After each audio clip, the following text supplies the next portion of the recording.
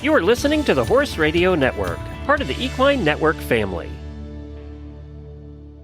This is episode 132 of Retired Racehorse Radio on the Horse Radio Network, part of Equine Network. Brought to you by Kentucky Performance Products, Cashel Company, and Ride TV. Retired Racehorse Radio is your guide to the adoption, care, and training of the retired racehorse. Brought to you in cooperation with the Retired Racehorse Project and New Vocations Racehorse Adoption Program. Today, we're chatting with listener and HRN auditor Lisa Dowell on the adoption of her new thoroughbred and why an OTTB was right for her. We catch up with our Making the Makeover Riders, Jody Busch and Dana Johnson, and we wrap up with Amanda Vance from New Vocations with a training tip and adoptable horse of the week. Stay tuned.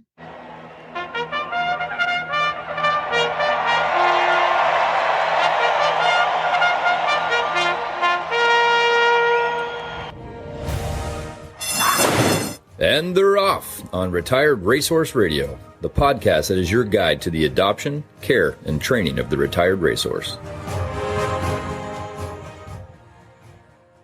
This is Joy Orr in Detroit, Michigan. And this is Kristen Kovach-Bentley in Jamestown, New York, and you're listening to Retired Racehorse Radio. Well, it's hard to believe that we're like halfway through the year already, Kristen, and it's hot. It's hot outside. Yeah. Oh, God. It's been like, I think we've done probably the least amount of riding that we've done all summer in the past couple of weeks since we recorded last. And for like all the listeners who want to come after us, they're like, oh, you complain about how cold it is. That's just what it is. When you live in the Midwest, you have two seasons. It is summer or winter, and it's either hot or cold. And we have a couple weeks where we're content. I think we complain about the cold. I think you and I are pretty hardy. I think so. I'm going to laugh if listeners come back with receipts and they're like, in episode 120, whatever, at blah, Honestly, blah, blah, would love you said, it I'll be would like, great, confirm they're there. Come at me. Confirm they're listening. So I guess at us if we're wrong here, but maybe we're more hardy than we believe to be some days. I think we are Northerners, and that's how it is. Yeah, you can always put layers on. I think we complain more about it being dark than we complain about it being cold. Right. Yeah.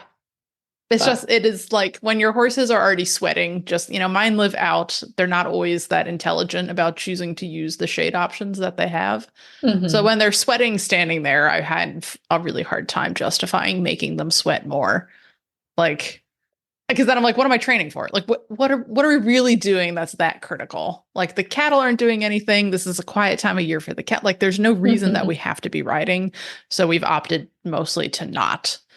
It sounds like if we can circle back to our earlier episodes of the year where we talked about like our soft summer plans. This is true. We are weather living the is dream. Forcing us of living a soft summer, and that's fine. It just feels weird. It feels weird when you're in the moment, though, to be like, "Oh, I'm getting what I wanted," but it feels.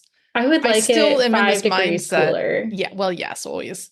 I'm just in this mindset somehow that like if I don't ride my horses, someone's going to take them away from me, even though. No one is going to take them away from me. It's just one of those like move it or lose it, She's just like, yes, let us be soft, happy, hippie girls and just eat snacks together. Like that's her favorite way of life.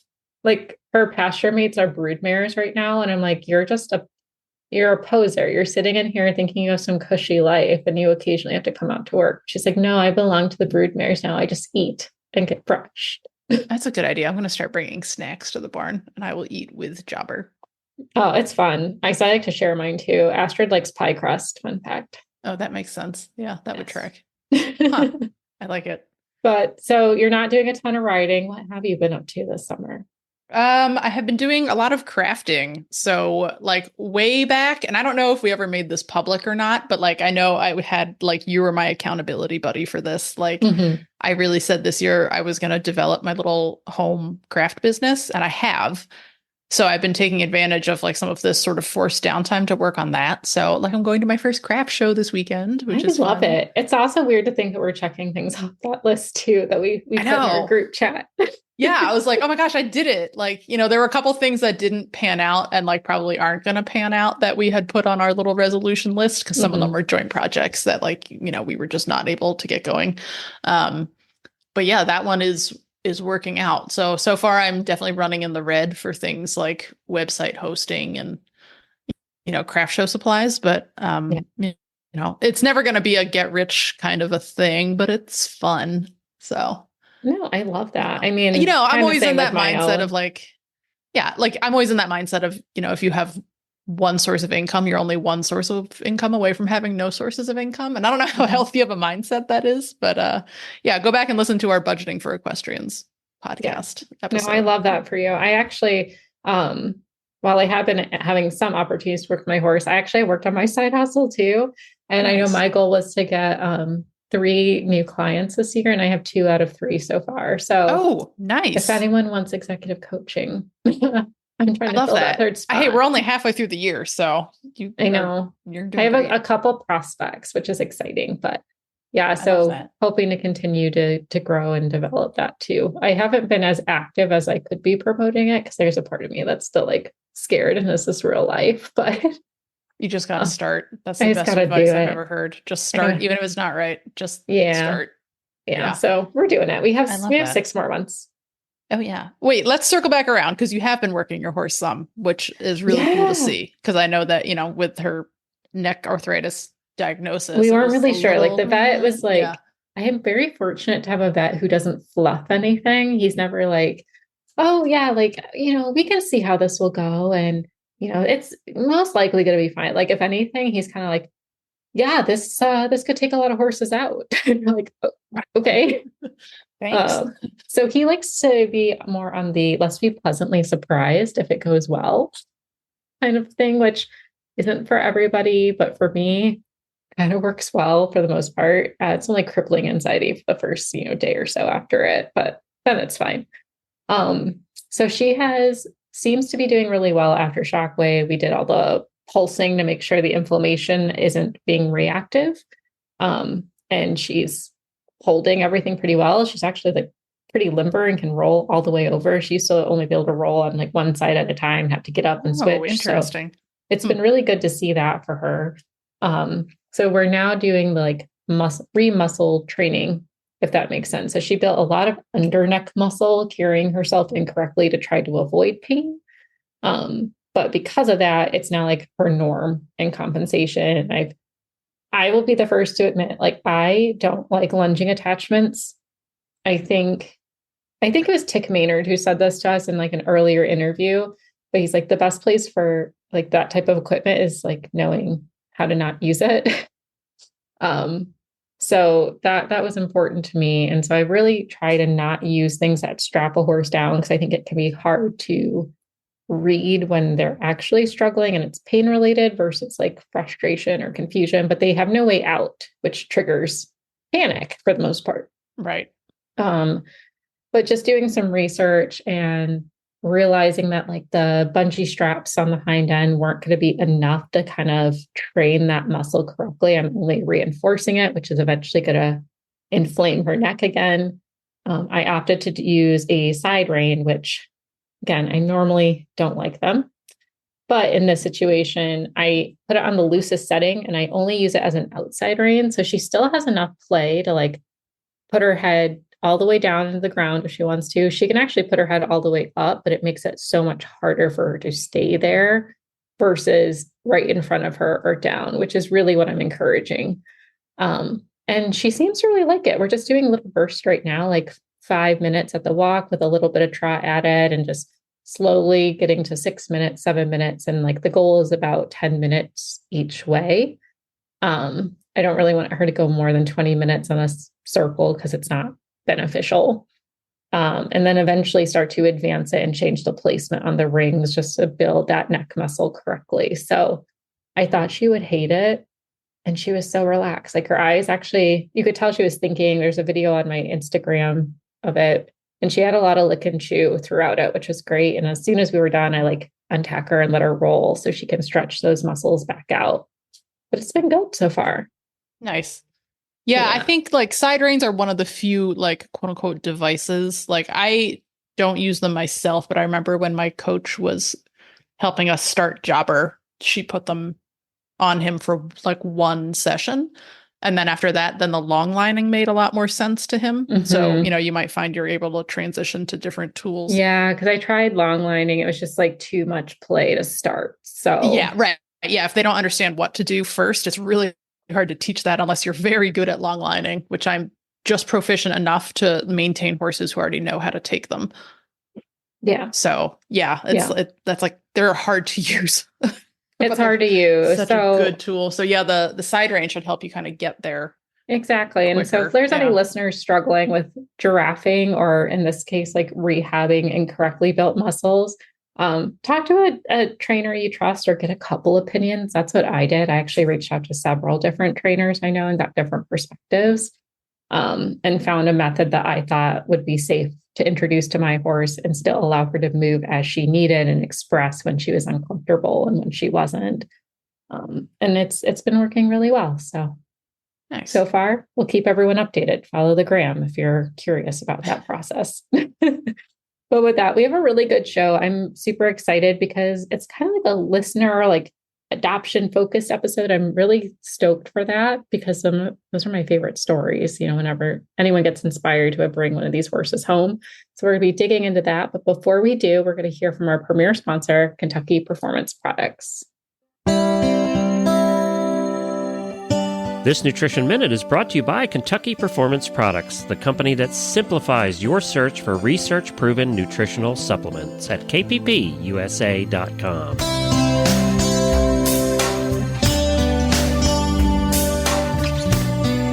Spring is here, and so are pastures full of luscious green grass. Spring grass is high in vitamins, minerals, and sugar. Most horses have little problem adjusting to the changing sugar levels found in spring pasture, but for at-risk horses, grazing on sugary grass can lead to big problems such as colic or laminitis. By paying attention to daily temperatures and following a couple of simple rules, you can limit your horse's access to such sugar-laden grasses. In the spring and fall of the year, limit grazing or stop it completely when daytime temperatures are warm and nighttime temperatures are below 40 degrees Fahrenheit. Under these conditions, the grass produces sugar during the day and it stores it in its leaves. At night, the plant transfers the stored up sugars to the roots and stems to fuel the growth. If the evening temperatures are cold, the grass will not make that transfer, and all of the sugar will remain in the leaves where it is readily available to your horse. In the summer, when days are sunny and nights are warm, it is safe to allow grazing in the early morning hours, but it should be restricted late in the afternoon or evening. This is because most of the sugar that was produced the previous day has been used for growth overnight. Therefore, the level of sugar in the leaves is low in the morning. But as the day progresses, the grass once again accumulates sugar in its leaves in preparation for nighttime growth. So later in the day, the more sugar-packed leaves become. Because grass is a great source of essential vitamin E, horses that are restricted from grazing, especially easy keepers and horses in hard work, may develop vitamin E deficiencies. Lack of vitamin E can result in sore, stiff muscles and neurological problems. Elevate Maintenance Powder from Kentucky Performance Products is an affordable way to provide your horse with the vitamin E missing from his diet. Each scoop provides 1,000 international units of natural vitamin E, and natural vitamin E is absorbed and retained in the tissues at a much greater rate than the synthetic vitamin E found in many feeds and supplements. Best of all, when you choose a Kentucky Performance Product supplement, you get a 100% satisfaction guarantee. This Nutritional Minute has been brought to you by Kentucky Performance Products. You can find all of their terrific products at kppusa.com.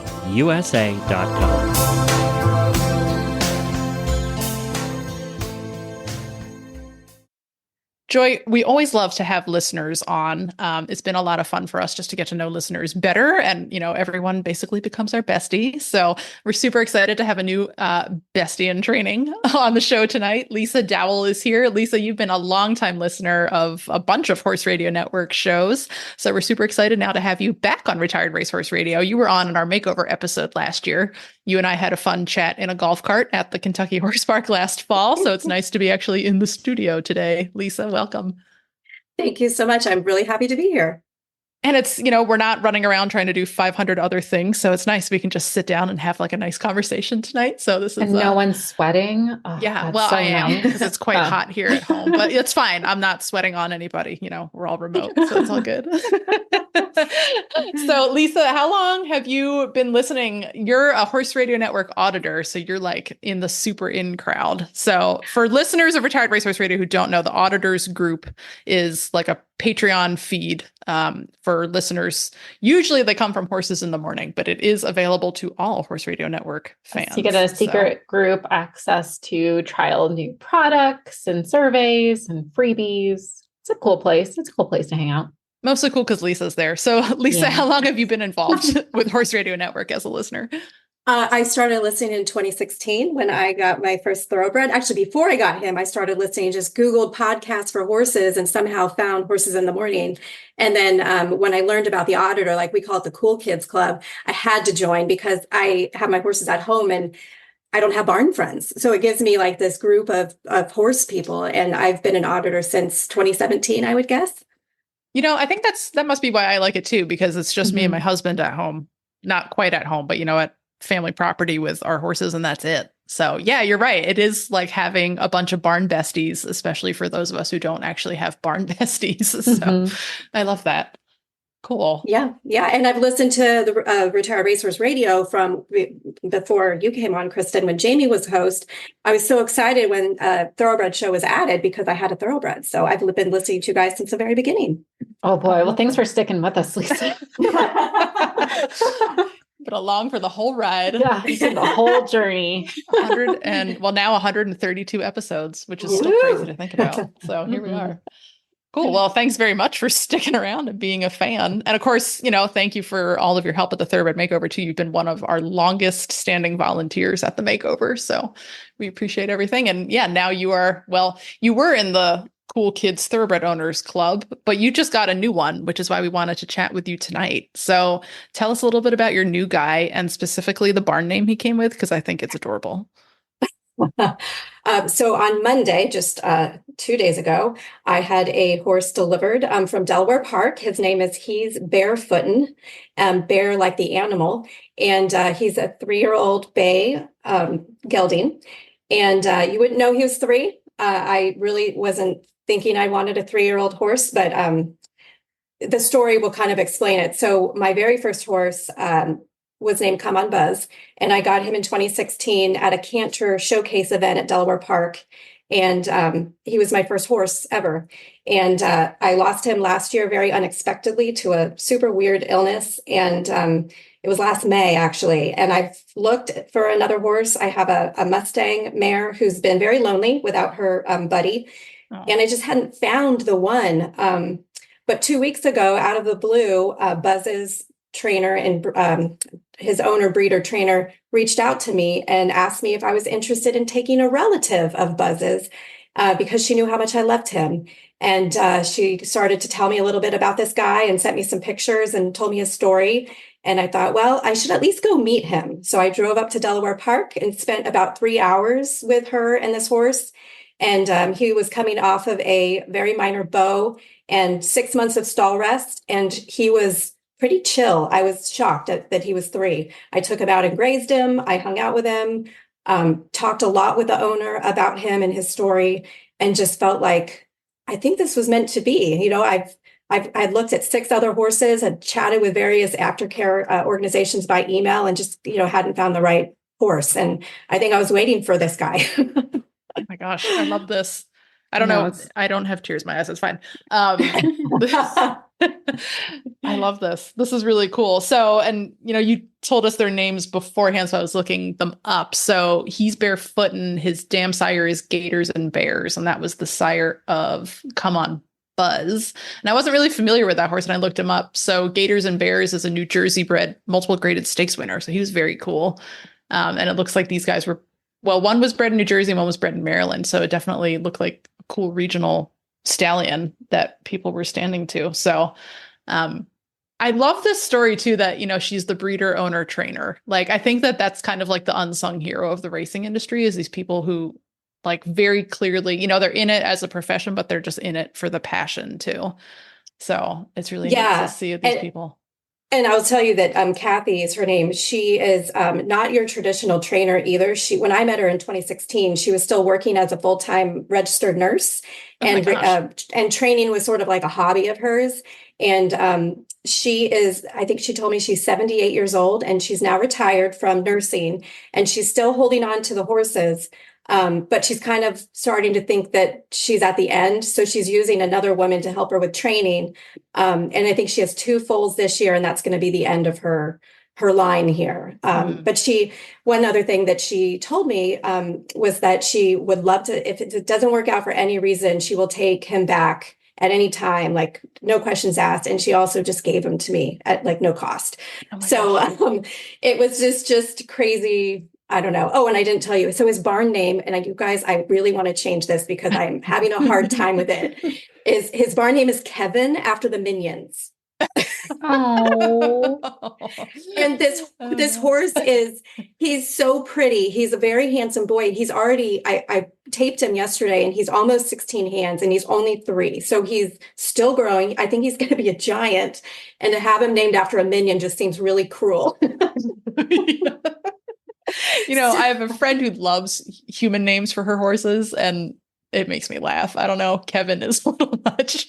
Well, I'm thinking of staying with the human, though, and I'm leaning towards Bruce because I love Springsteen, and my other horses, Bia and Bruce, just sounds kind of cool. Yeah. Or brew, like a cold brew. I do love me a cold brew. Yeah. So I have a cat named Bruce. It is a really good name. You do? Bruce. Well, it's Brewster, but we shorten it to Bruce, especially when he's in trouble. So it is really fun to yell it across the house. I vote for that. Bruce. I like it. I think that's a fun one. I just felt like I wanted to get to know him a little bit. So I haven't committed, but I'm trying it out. Yeah, there you go. So is he all recuperated then from the bow, or are you still finishing up a little rehab? He's completely clear. They sent me his ultrasounds, and he was cleared to start back in training. So oh wow. Yeah. And so he hadn't had any turnout or anything since he was injured in December. So when they brought him here, his trainer actually drove him out here on Monday for me. And I thought she had tranquilized him. Like, he was so just calm. Like, when she let him off, I'm like, is he sedated? She's like, no, he didn't need it. And he got right on the trailer. Oh my gosh. And so I asked her, because she knows him, and like, do you think I should keep him in a stall and just sort of hand walk him around, or do you think I should just let him have his paddock? Because I have a 2-stall barn, and each stall has its own paddock that has some grass, and it's not huge, but he can't get a full gallop going, Right. So she looked at it, and she's like, oh, he'll be fine. So we let him go, and she hung out with me for about a half an hour just to keep an eye on him. And it was so cute. He kind of like didn't know if he should go outside, and he like kind of puts one foot out and another foot out, and then he just takes off at like a canter.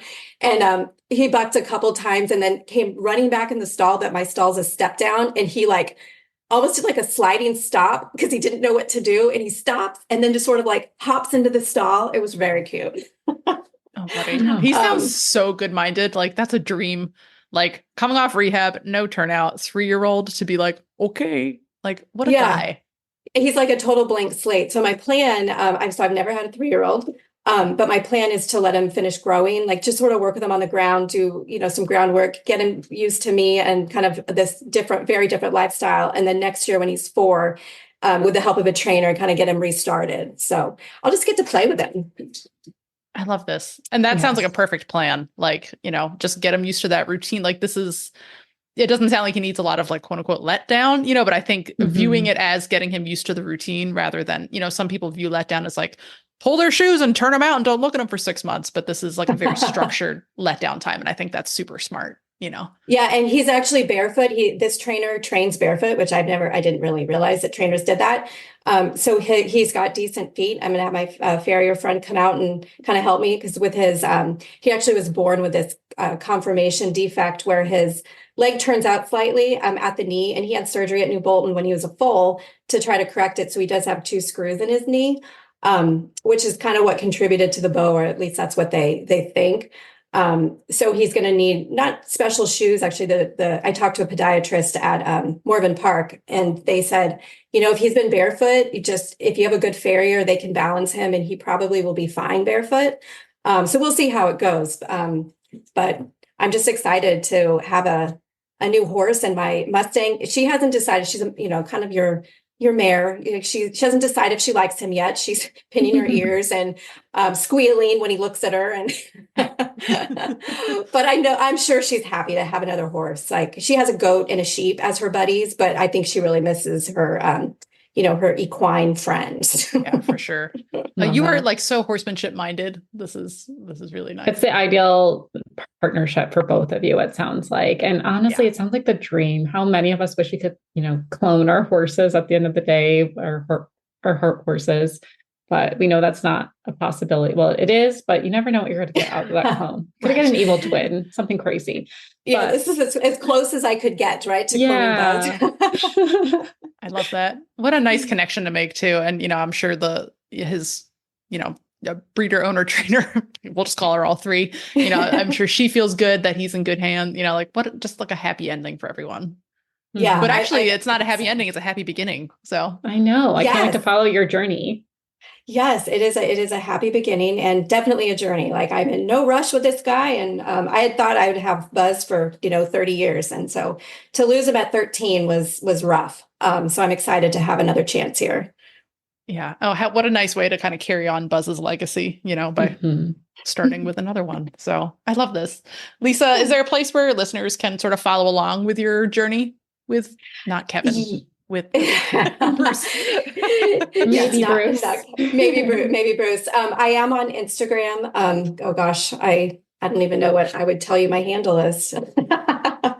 I can give that to you, but I do post on Instagram. Actually, you can follow the hashtag he's barefootin', all one word, no G on footin'. And I hashtag all of his posts. So that might be the easiest way to go see him and see what he's up to. I love that. Well, we will be following along and cheering for you from a distance. And hopefully we'll also see you again this October at the makeover. Yes. I've already committed. I already have my hotel booked. Oh, perfect. All right. We're going to hang out. It's going to be fabulous. Yeah, definitely.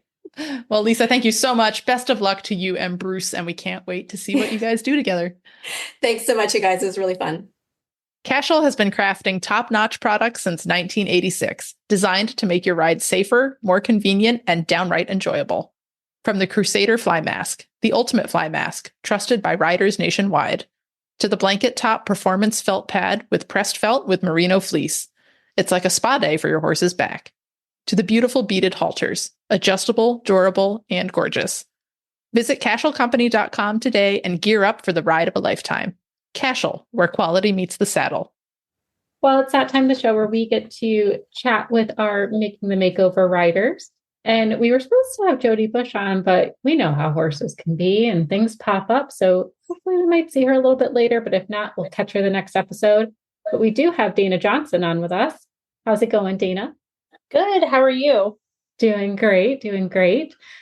So we are getting very close to October. And we know it's like weeks away, but it used to be months away. I feel like it's definitely like in a time, like it's much closer than it was before. Yes. We have noticed since doing this series that people start to panic about this time, but how are you feeling? Well, Buckeye has decided that this is the perfect time to have an abscess. So a little stressed because he was off for the last 2 weeks. Pretty lame. We had to stay home from a couple of fun shows that were going to be really cool off-farm experiences for him. But we had the farrier out today, and I think we're on track to have him on the mend. So hopefully we're good for this next couple weeks and to keep getting him out. It is that time, the dreaded summer foot soreness, which we have had multiple competitors over the years bring forward to us as pain points for them, literal pain points. It's not us. We are not a curse. We're not the curse. Honestly, like I'm even dealing with it. I guess that adds to us being a curse, but we're dealing with it too. And we have other people who we see in our group chats and things like that who deal with those things. It's just the time with wet and hot and hard, all the fun parts of summer. It is horses. It is horses. But yeah, so Dana, we've talked about feed, we've talked about training. So let's talk about feet a little bit. Anyone with a foot fetish now has their ears pricked. But like we've always admired Buckeye. Like Eric and I have seen him in person now several times, and we're like, that is a good looking horse. He's real big boned. He looks like he's got a good big foot to him. So how are his feet generally? Like, do they hold up well? I know you have him shod, I think. Yeah, he is shod. And when he first came off the track, we took his racing plates off and pretty much immediately just kept shoes on him just because I was like, he's sound, everything's working. Like, why poke the bear? And thankfully, he's been, aside from this abscess, he's been pretty sound. So we just keep on a regular 6-week rotation. I haven't tried him barefoot just because everything's been working shod. So I'm kind of, but I'm definitely intrigued by things like scoot boots and like the on and off. Cause I'm like, it would be really nice for like winter time when we're not doing a ton. So I'm curious. I'm not sure exactly what route we're going to take this fall once the weather starts to get kind of crummy up here too. Yeah. I think you're approaching it the right way. Like, if it's not broken, don't fix it, especially now. When you have like a big goal that you're working towards, now is not the time to be like, let's experiment with something new. Right. With something as important as the foot, because we know no foot, no horse. And yeah, I did the same thing. I kept jobber and shoes all the way around, at least through the makeover, and then sort of experimented in the winter, when like you might be pulling shoes anyway, because it's, you and I, we all live in the North and it gets gross. But yeah, I think like, if you're thinking about it, like if I can offer some advice, I would start, like pull the hinds in the winter and see how it goes. And then if that goes well, maybe you can eventually pull the fronts, especially if he's not in the shoes for any kind of therapeutic reason right now. Like some horses do need shoes to support, older injuries or something different. But yeah, sounds like you're on the right track. You don't want to throw everything at him in that first year and be like, let's see what happens. Like, that's too much. Change everything about your life and see how that goes. No. Right. Yeah. Yeah. Pull your shoes right off and let you hobble around. Yeah. That's not maybe the route to success. So that sounds like a good approach. And I very lightly been throwing around the idea. Originally, Buckeye, just because I've been following him for so long, I was like 100% like he is a keeper horse. But now I'm like intrigued. I'm like, I don't know, maybe I want to do the makeover again next year. So we'll have some tough decisions to make this fall because unfortunately, I just don't have stall space for everybody. So it's a possibility that he could be available this fall. Okay. I won't let Eric hear this. No, don't tell Zach either. But that is interesting. You've had some time with him now, and it's like you get to see so much more of the personality since you're really getting to build that partnership. I know we talked about some like goals the very first time we met you. How has he been, matching to your ideal so far? Which is a loaded question. That's a big one. So he is meeting like everything I throw at him, he is handling and he's doing. And, he is kind of a sensitive guy though. Like he wants a very consistent, like, this is what we're doing. And that's fine. Like my other horse is kind of like that too. So that's not like a foreign idea or something that wouldn't work in our day to day. But yeah, he's honestly a really, really good guy. I think the selfish part of me though is like, I kind of want to do this journey again. And I just don't have space for them all. I wish it's hard. They are like potato chips, aren't they? Like you just want all of them. I like the fact we're partnered with new Vocations is really difficult for me. And now Mareworthy is involved too. And I'm like, dang. That was actually just this last weekend. We have a friend who's at Thistledown, a local racetrack, and he was like, you need to come see this gelding. It's right up your alley. And I was like, I can't. I have my blinders on. I can't. Maybe in the fall, maybe. I don't know. So I feel this, like we are also like keeping blinders on about new horses, so we can just like save up for some other goals, but it's like, it's really hard to be like, oh, there's so many good ones. But, I hate to say this because it makes it sounds very flippant, but like there will always be more.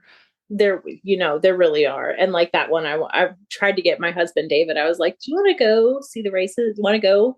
Because sometimes we'll just drive out and watch or, talk to trainers and stuff and that we know there and visit. But he's like, no, absolutely not. I think he knows. It's like, I know what will happen if it's a trap. It's a trap.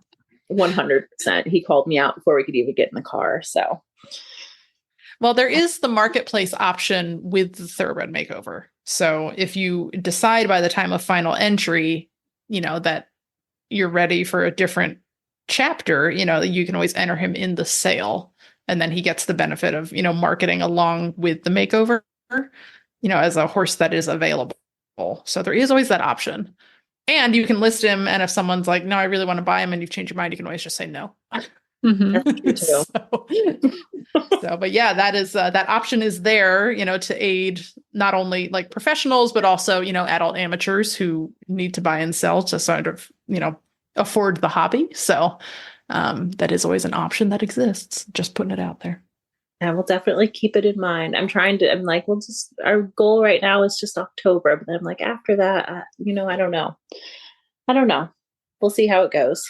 It's hard because like some of the best moments, in the journey, like the makeover is great. It's an amazing experience. It's a really great goal. But then some of the best stuff happens like in years 2 and 3.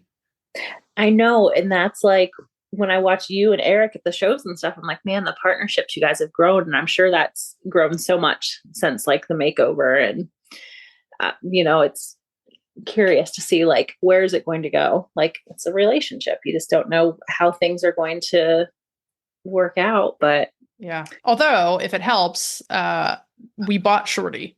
Like Shorty did the makeover with someone else, and we bought him the following year.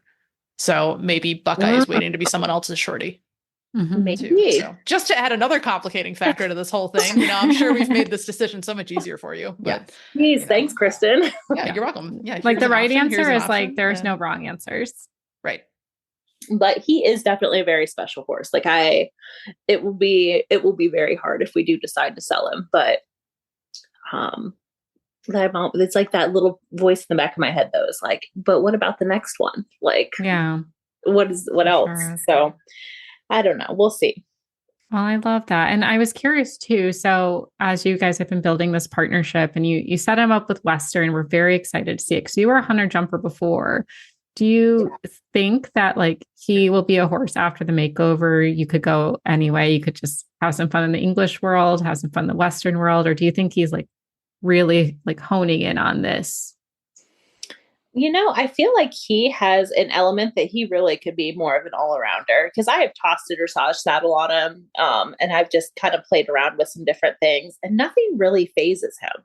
I mean, aside from getting over just being in the show environment, but even the last 2 shows have he's just like, oh, I'm like a seasoned pro at it now. Well, knock on wood. I say that. And then the next show he might be, but he really he's go with the flow. He wants to please. He looks for that praise. So as long as he understands what you're asking, he's happy to do whatever you point him at. I love it. And are you finding those like shorter training sessions have really been helping? I know you and Chris kind of bonded over that our last episode. 100%. They definitely, because he is also one, he wants to please. And when you get to that point where he's over it, like he's on to something else, or he just isn't honed in anymore, he's done. And, you could just get that feeling like we're not accomplishing anything else for this ride. So let's call whatever we've accomplished X, Y, and Z a win and, start fresh later in the day or tomorrow. And I feel like he is much more appreciative of that versus the longer drawn out sessions. That's awesome. Well, I'm so excited for you both.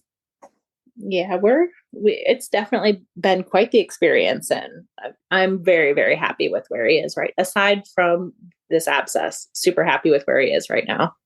All right, that's just a little bump in the road. So hopefully. But yes, this is a very normal part of the makeover process. This is the July-August foot gout. So congratulations, you're here. You have arrived. Do I get a sticker or anything? Or? No, you just get to weep and you can drink a lot of wine. Yes. Okay. That's all you get. That's all I did because Jobber had the same thing.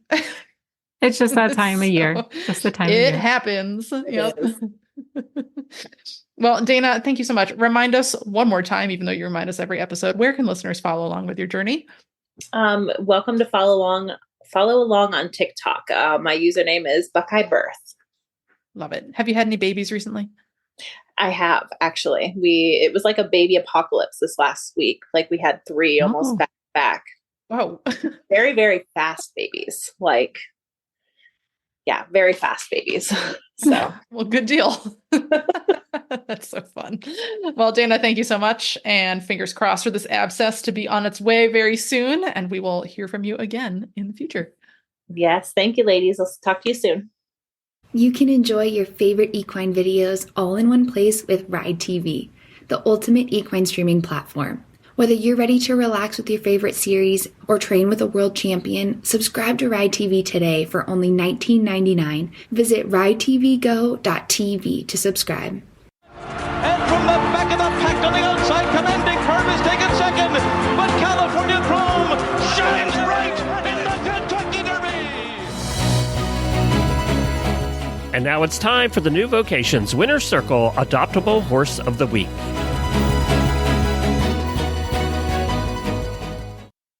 All right, it is that time of the show where we get to talk to new vocations. And today we're joined with Amanda Vance, who sits in the New York site location. Welcome to the show, Amanda. Thank you so much for having me.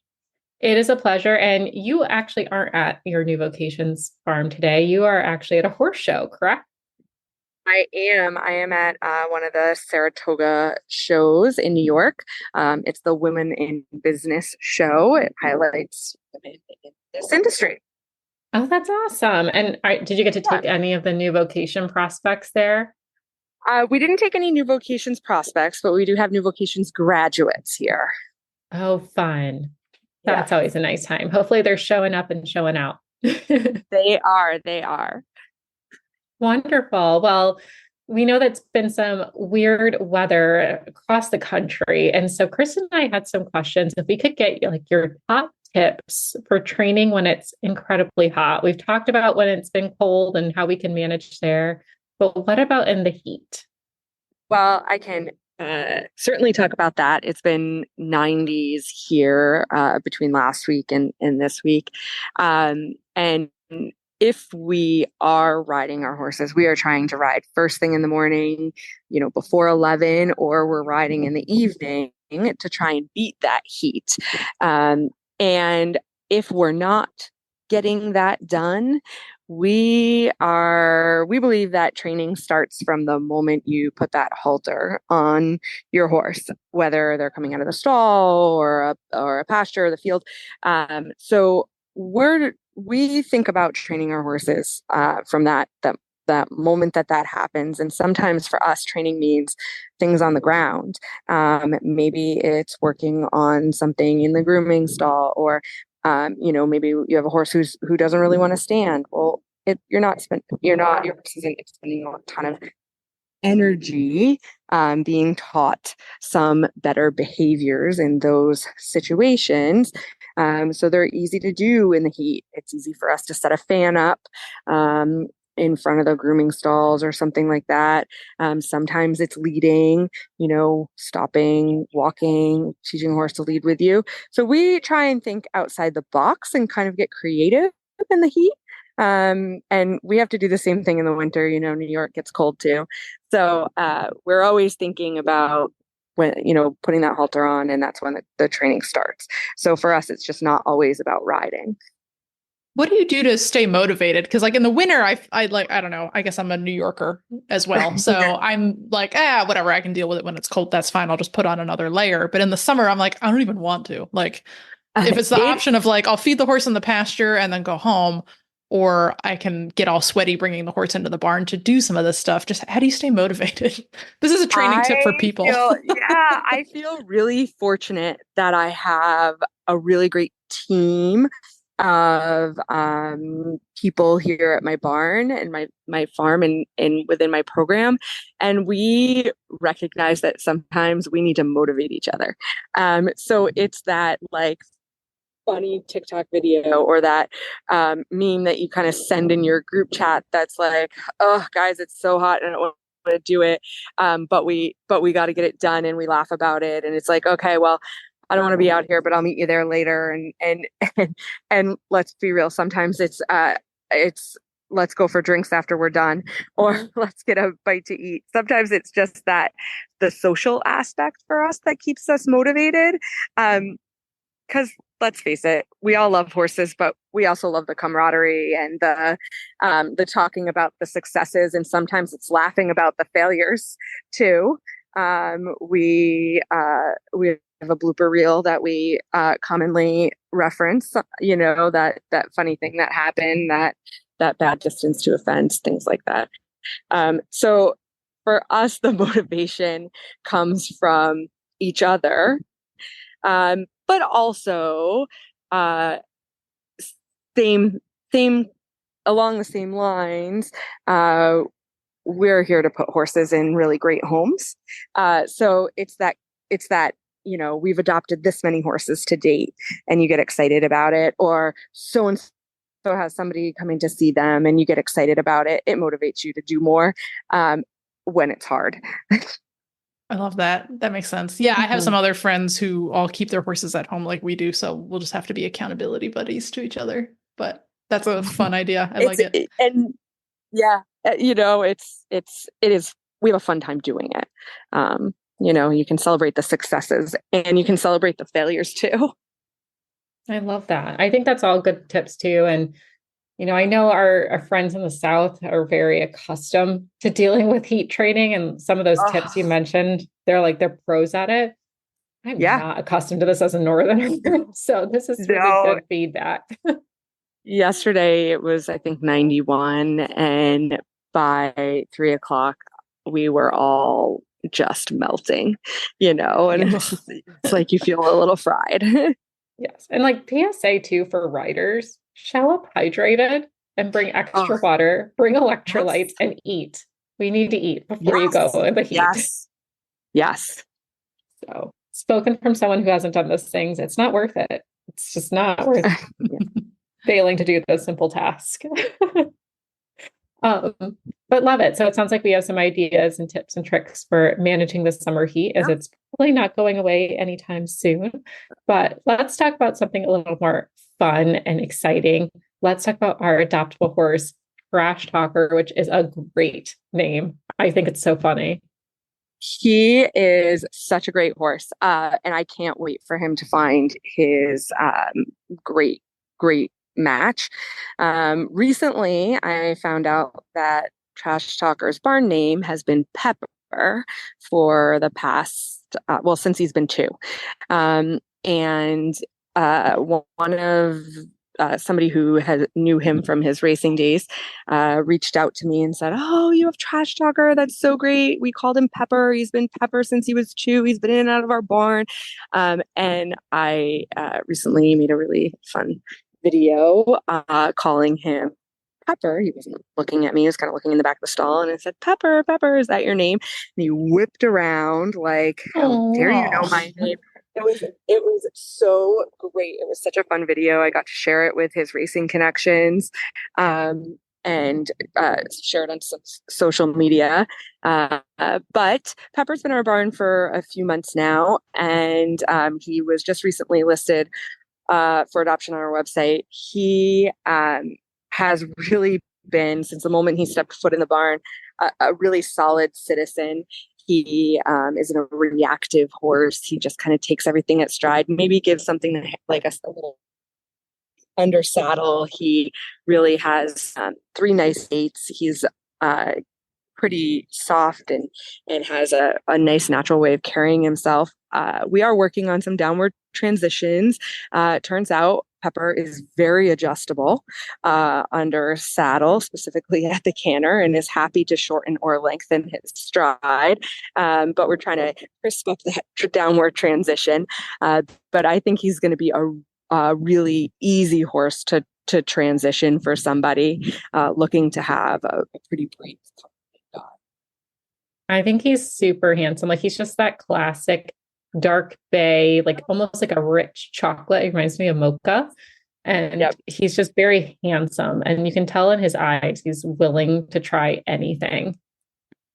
He is so game to do whatever you ask of him. He looks very clever. Like, He looks like the kind of guy who's going to well, I don't want to say outsmart us, but probably. Yes. It's trash talkers world. We're all just living in it. No, exactly. That's exactly right. So I like And him. he's also a great height too. He's 15'3", which Chris and I have never shied That's a from. really Is like great build. Like it he's is. so It's classic sporty. for like any Yeah. size. That's the nice Yes. thing. Like if you're a shorter rider or a taller rider, he's that happy place and he's thick. Like I was really excited for his Yes. shoulders Yes. and his butt. Like, Yeah. he's a full thoroughbred. It's nice. Yes, he is. Love it. Well, if anyone's interested in checking out Trash Talker, he's going for the crazy, outrageous adoption fee of $2,500, a super sale for a super great horse. You can check him out at newvocations.org.